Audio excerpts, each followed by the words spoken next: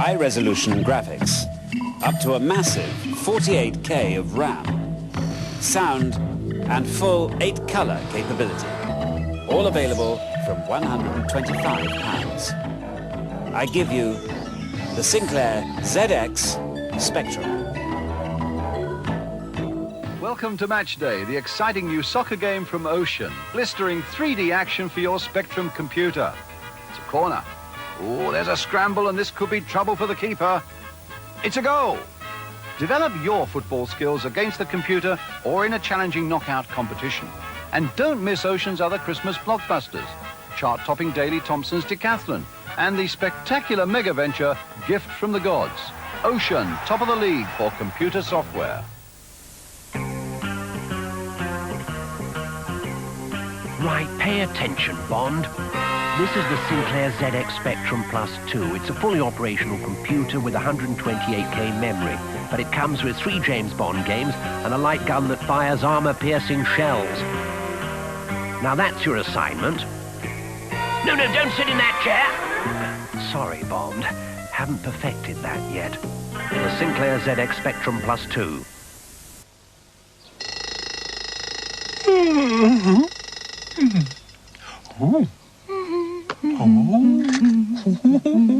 Once upon a time, there were 3 bears. The 3 bears lived in the wood. Learning Box is a new exciting series of computer programs. Kevin! To help your child start reading and counting. Get your child ready for school with Learning. He's been hunted in the arcades, but he's escaped. Now Hunchback has jumped into home computers. Ocean's fabulous new Hunchback brings you the authentic arcade action. Jump over knights, swing over the fiery pit, outfox fireballs, dodge arrows, rescue Esmeralda, and... it's the hairiest, scariest video game in 400 years. Hunchback from Ocean, just one of a top-selling range of game programs on cassette for most popular micros.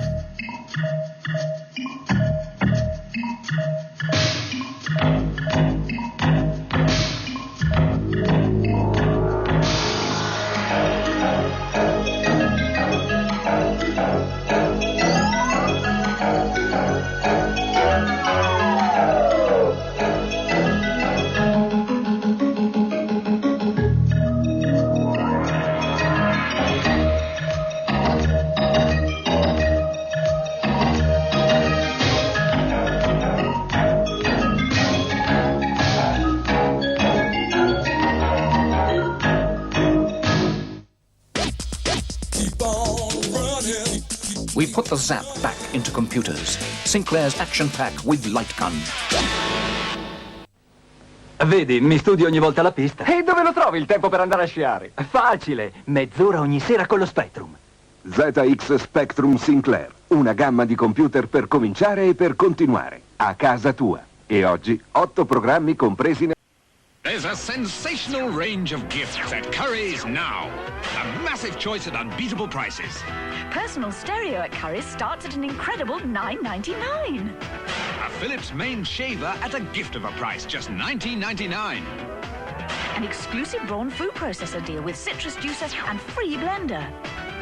And the new Sinclair Spectrum Plus 2 with free joystick and software. Curry's, no one beats our prices, guaranteed.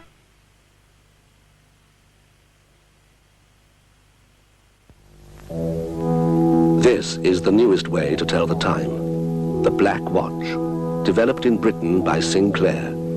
It's electronic, no moving parts. Digital, to tell you the time precisely. And quartz controlled, so you're sure that time is right. In fact, for a year, we'll replace your watch free if it doesn't keep time to a second a day. Look out for the Black Watch in today's papers or tomorrow's. Pon tus manos en el Sinclair Spectrum Plus 2 antes de que otros se te adelanten. Todos quieren vivir emocionantes aventuras con sus miles de juegos y programas. Todos quieren manejar una máquina alucinante de 128K con cassette incorporado. Apresúrate, con este precio te la pueden quitar de las manos. Sinclair Spectrum Plus 2, la máquina alucinante. Rasputin from Firebird. Every software house is jumping on the 3D isometric graphic bandwagon, but none have been able to produce multi-action screens. Until now. The playability and beautifully recreated playing area will make you come back time and time again to Rasputin, one of Firebird's new hot range.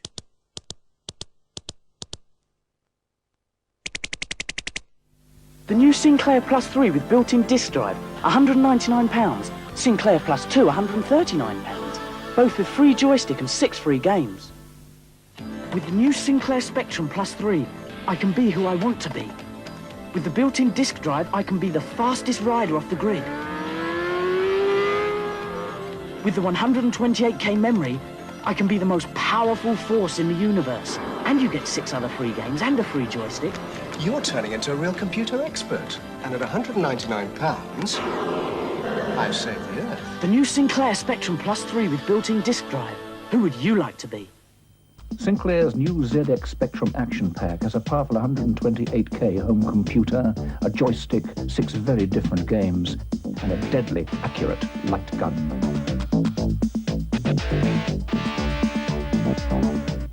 Keep on running, keep on hiding, keep on running, keep on That'll keep those droids on the run. The new Sinclair Action Pack puts the zap back into computers. Chip shop. And last week's #1 down to #2, Underworld from Ultimate. Britain's #1.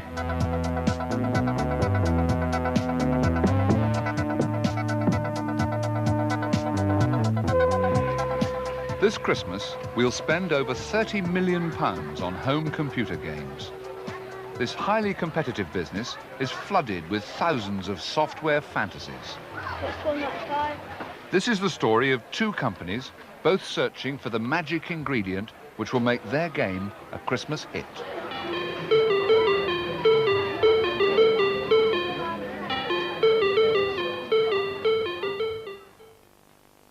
Imagine Software only started making computer games 2 years ago, but by early 1984, their turnover is already millions of pounds a year. Games like Arcadia have brought their founders instant success and rich rewards.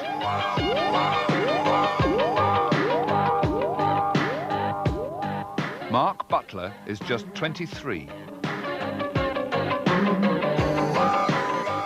But fast cars are the style for everyone at Imagine, and fantastic salaries for the star programmers. I used to go outside, I had to spend my money, get on your bus and ride. I used to go out dancing, put on my high heel shoes, get in my short black Chevy, go on the downtown cruise. Publicity and image have become as important a part of the business as the games. With money to spend, they can indulge in the kind of pleasures which are beyond the dreams of most their age, TT bike teams and big houses.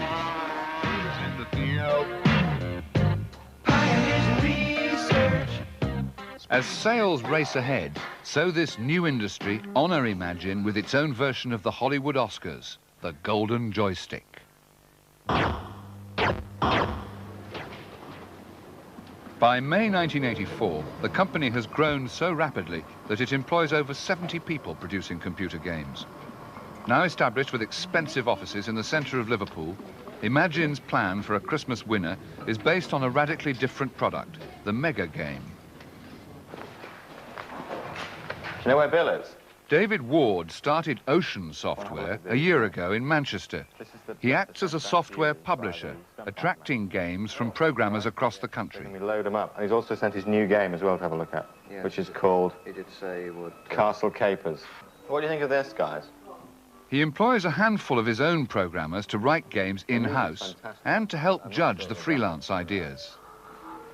I mean, I think maybe not the graphics. The animation isn't Commodore standard anymore, is it? It's not state-of-the-art. Well, the order didn't go out till Tuesday, so you should be receiving it any time at the moment. David Ward has high standards. He rejects 99% of what arrives at Ocean every month.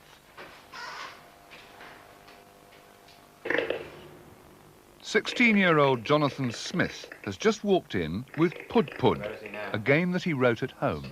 We'll be here to work.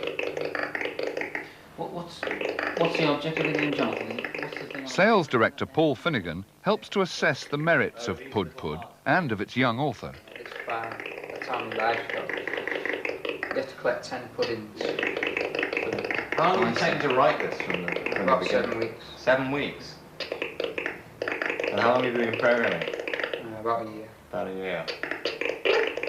Ward likes Pud Pud so much that he pays Jonathan £1,000 for it and gives him a job at Ocean. But he knows that it's not the Christmas hit that he's searching for. And what we're coming up to is the most important selling period for us. As the software industry has become more seasonal in line with an entertainment industry, we're looking at the period between the beginning of September and the end of January as being maybe 70% of the year's sales.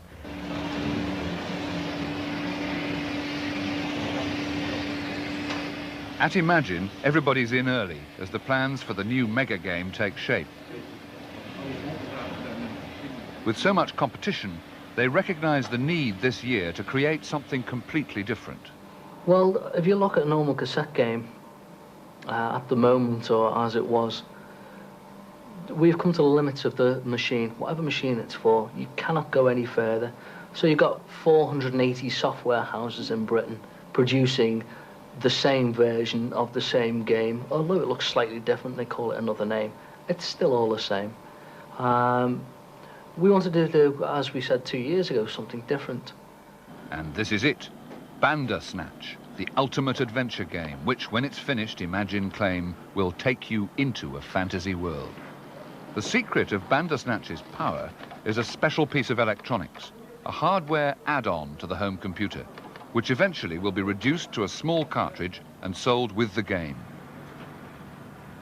As the only programmer on the team over 30, John Gibson is known as Grandad, and for the moment he's struggling with an animation problem.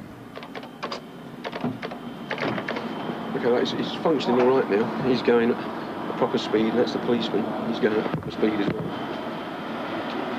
Now, what I was trying to do was to compensate for the fact that the speed changed when he moved into a new scene, and the code's not working properly, so when he goes into the new scene, everything's suddenly going at terrific speed.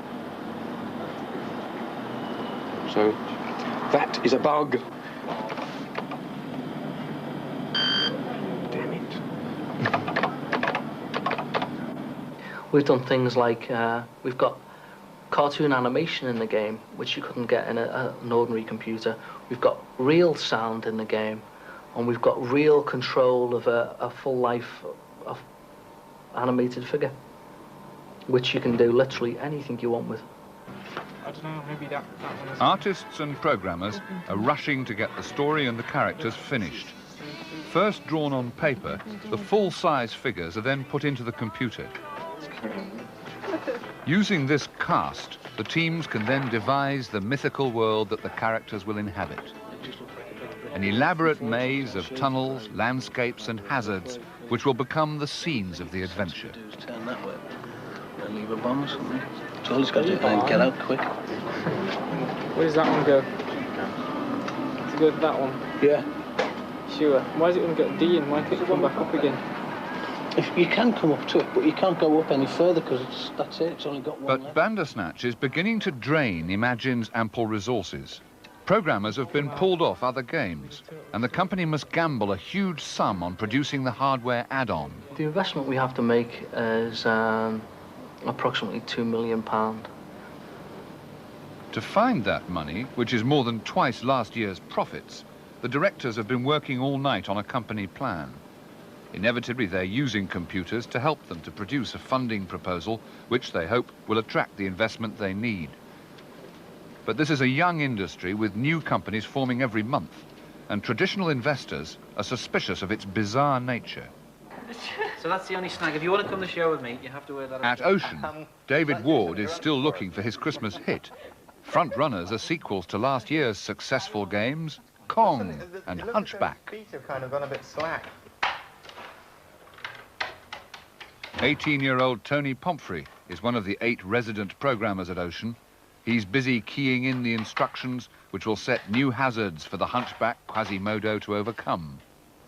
Well, the objective is, yet again, you're Quasimodo, and you have to manage to rescue Esmeralda, which is stranded in the belfry. There's a lot of obstacles facing you, such as bats that fly around and knock you off ropes and things. Spiders, which can bite you and kill you as well. This blob is supposed to be a hunchback, although he hasn't actually been drawn yet. The idea is you have to try and walk over the top of these bells, and you can see them. It's taken about a week to manage to get the basic idea together and to actually get the rope swinging and the guy jumping. It's taken about 3 days. He'll be going up and down. Oh yeah, he's got to be able to shin up the rope, even though the rope itself... the rope will be moving up and down. Will he move up and down with it? Yeah. Oh yeah. A few days later, the team meets under David Ward's watchful eye to work out how Hunchback 2 can improve on Hunchback 1. Different ways of achieving a good result needs to be progressively more difficult, even if you've played it once before. And also, by trying to attain points that way, it would make it more difficult to complete the screen. Yeah. While the storyboard is finished, there are still some intriguing items for the youthful design team to wrestle with. A real-time game. Yeah. What about the other characters that we're involving here? The other elements of the game? The spiders, the bats. We've got a caterpillar here. What on earth is this thing here? I don't like the idea of a caterpillar. No, besides, it doesn't fit in with the... What's it doing up a belfry? Yeah, what's it doing in a belfry? Yeah, we got spiders and we've got rats. Dreaming up computer fantasies is nothing if not a serious occupation. We've got bats in this screen as well.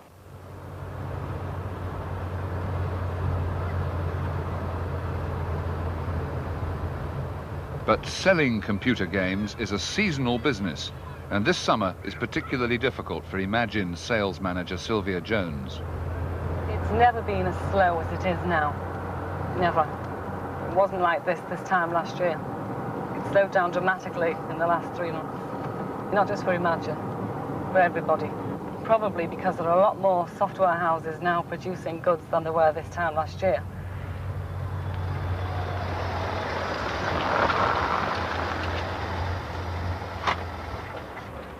Sylvia has come to see Imagine's Birmingham distributor. He wants to discuss the slow-selling old games, but Sylvia would rather interest him in the Bandersnatch mega game. Morning, Sylvia. Morning. Good to see you again. But she has a problem in introducing the idea to managing director Chris Hedges. He's looking at new games every week, but since the mega game isn't finished, she has nothing to show him, and she hasn't even seen it herself. When are we going to see it, Sylvia, Bandersnatcher? Probably about 4 weeks. And how are we seeing it? You're going to send us samples? We're going to give you a preview. We probably will send you a sample as well. But we'll give you a preview. It's yet to be decided. So it's 4 weeks away, preview. The preview. When's launch? Yes. Well, I'd say the end of July. Really? Yes. If we can do it sooner, we will do. So you're looking at 6 weeks to launch? Yeah. Yeah?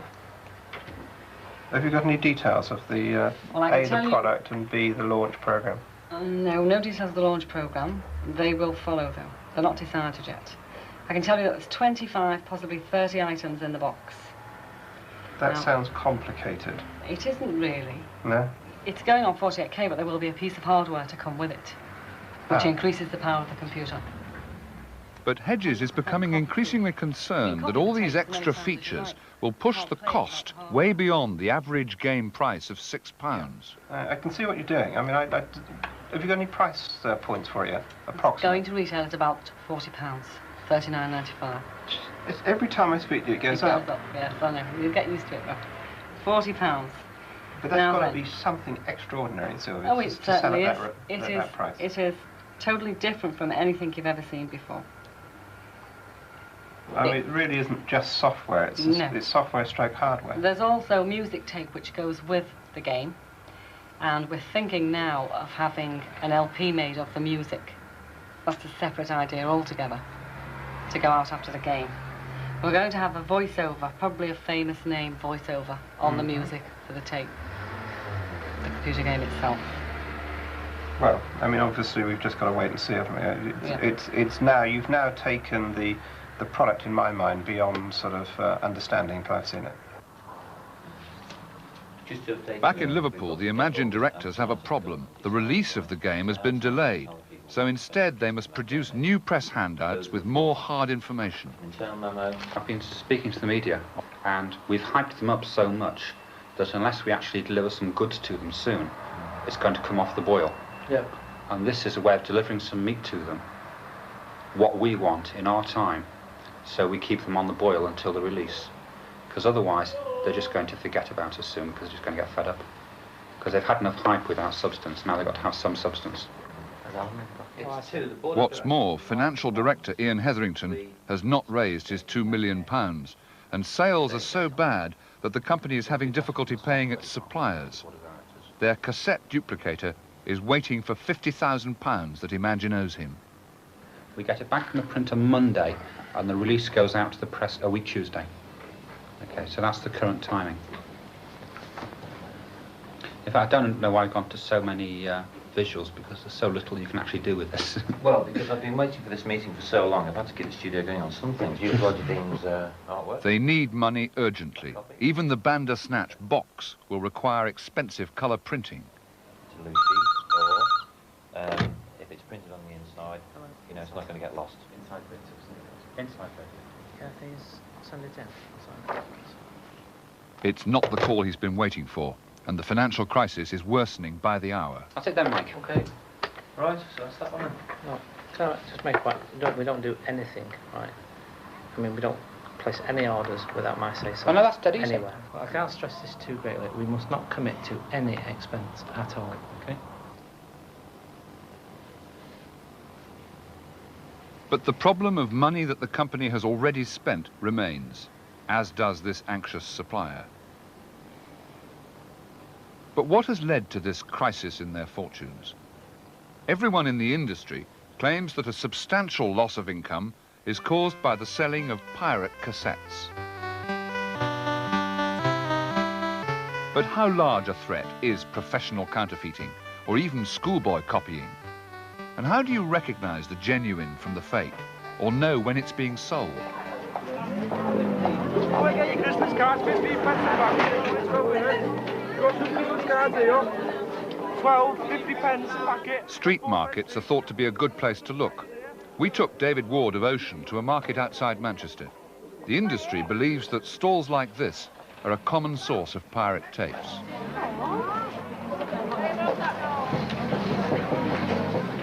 And indeed we did find illegal music cassettes being sold for £2 each, like this copy of Frankie Goes to Hollywood's latest release, with its crude black and white photocopy of the label.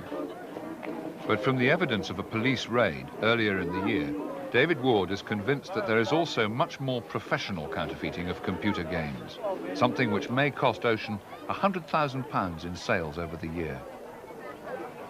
We have here a couple of tapes. This is one of our top-selling games of last year, Hunchback. And we can see here that we've got, this is a commercially pirated copy as opposed to something that somebody's made at home. These people have gone to the business of reprinting coloured inlay cards, which is quite expensive to set up. So they would obviously have had to have done several thousand to make it worth their while. The difference, I suppose, to the average chap in the street wouldn't be that obvious. On the left here is the real thing, and on the right is a very professional piece of computer piracy. Now, with this kind of situation, we obviously suffer a commercial loss because the total number of programs sold are dramatically affected by the fact that we're not making all the programs that are sold. It isn't quite the same situation as what's called home copying, where a chap borrows his neighbour's cassette and reproduces it for himself. I think our real problem in the industry is people making copies for gain on a large scale rather than the odd schoolboy at home copying. Although I don't condone that, I don't think it's as big or as significant. And I think in a way it's an endemic part of computer hacking that kids will try and get into a tape, and it's part of the whole industry of computing and that sort of thing. But it's doubtful whether Imagine's problems are anything to do with piracy, schoolboy or professional, and the outlook now looks bleak. The only director left on the premises for the past week seems resigned to a gloomy future. As you can see, it's fairly empty. I think a lot of people are going to the pub quite early these days.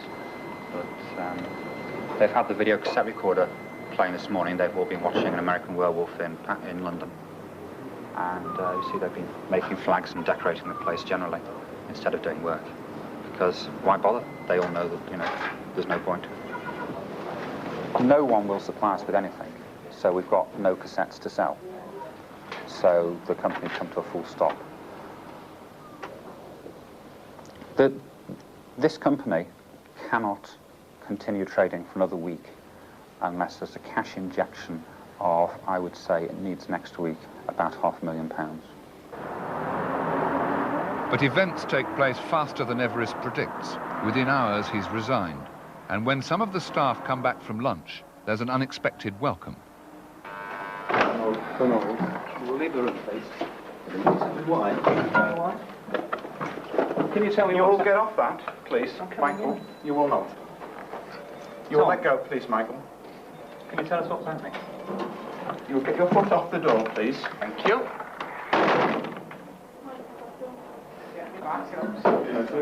Agents of the bailiff have moved in, and no one seems to know who's running the company. Eh? Why can't we come in? Why not?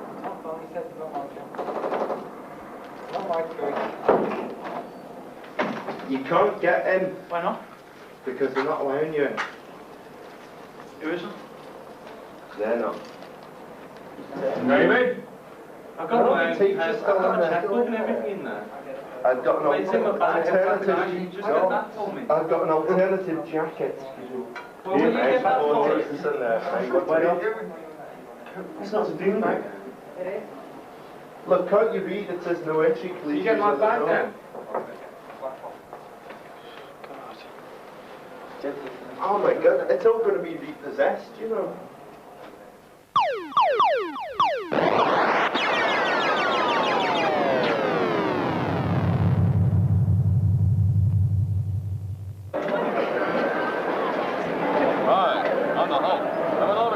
Meanwhile, the show goes on. The giant personal computer world exhibition has arrived at Olympia.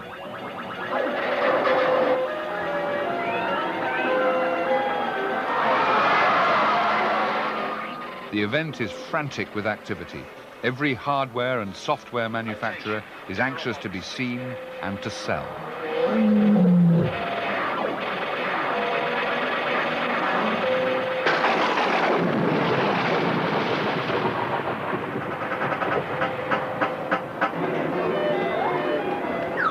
It's the biggest of the computer shows, and this is the last chance for the industry to exhibit ideas before Christmas.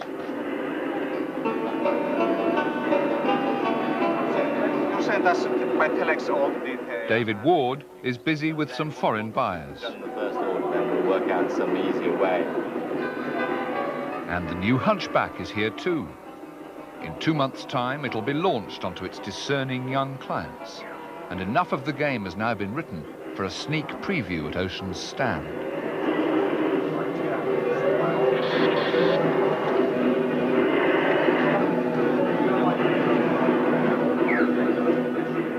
Showing it to show what's wrong with it. One of the advantages of coming to a show is you can get opinions from people who are actually going to be the buyers. I think sometimes in this industry we forget about the fact that we're making all this product, these programs, to entertain and stimulate and hopefully please people who are actually computer users who are going to buy them.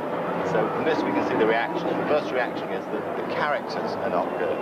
The figure of Hunchback himself has not been well received, possibly because he looks as though he's a kind of, I don't know, a pterodactyl with a green blob on his back. But he will be improved from that. And in fact, the graphics can be put in at the last minute because essentially you work out the algorithms of the game show, and then the graphics will be put in later.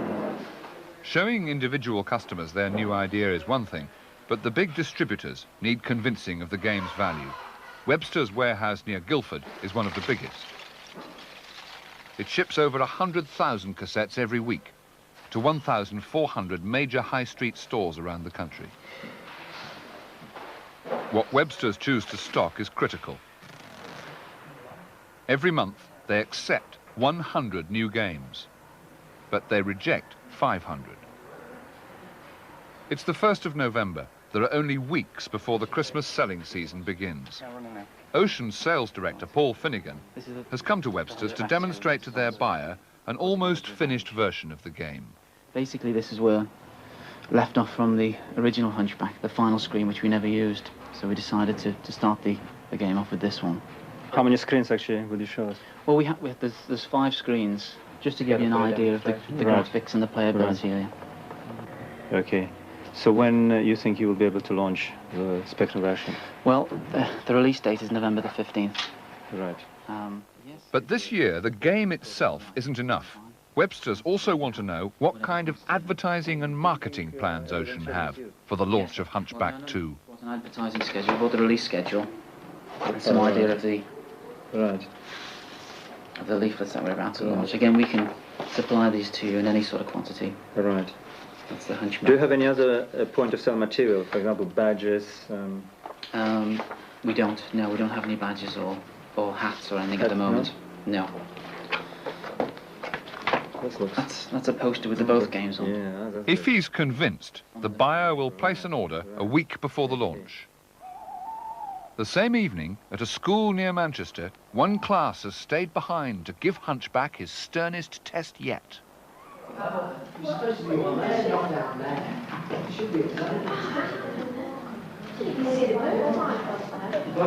off the edge. God, jump off the edge. No, that edge. It doesn't matter. Alright, jump off that edge. Just at the beginning, only got to one more bell to go. What's going to happen is... Tony Pomfrey has brought the almost finished version for the computer club to cast a critical eye over. Their verdict may still bring last-minute changes to the design. I think it's very good. It's pretty good graphics. I like the way it rolls up and down on the screen. Yeah. It was a good idea, that's quite nice as well. The way it's planned out is very structured, and I like the graphics. I think it's a good game altogether. I like the idea where the man goes up and down there. It's bells and there's this little monster. We have to go little bats. Quite good. Looks a bit funny.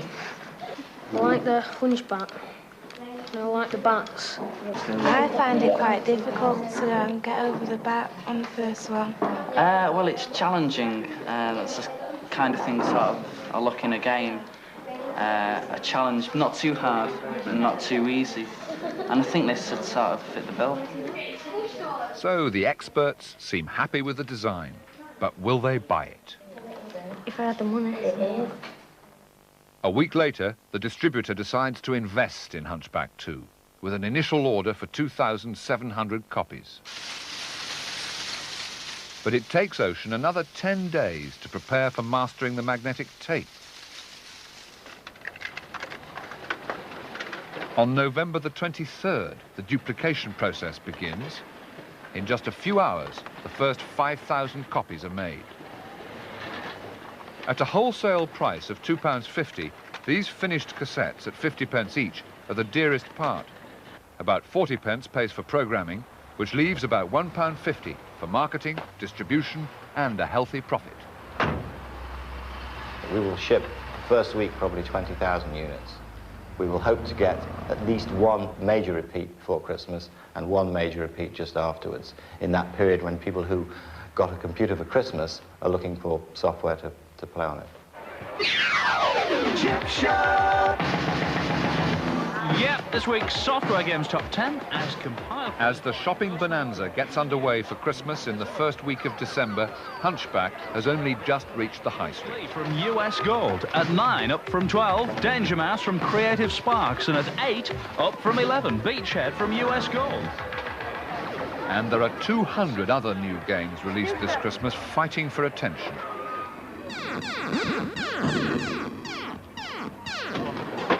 If Hunchback is to make it to #1, the shops will have to sell 60,000 by January.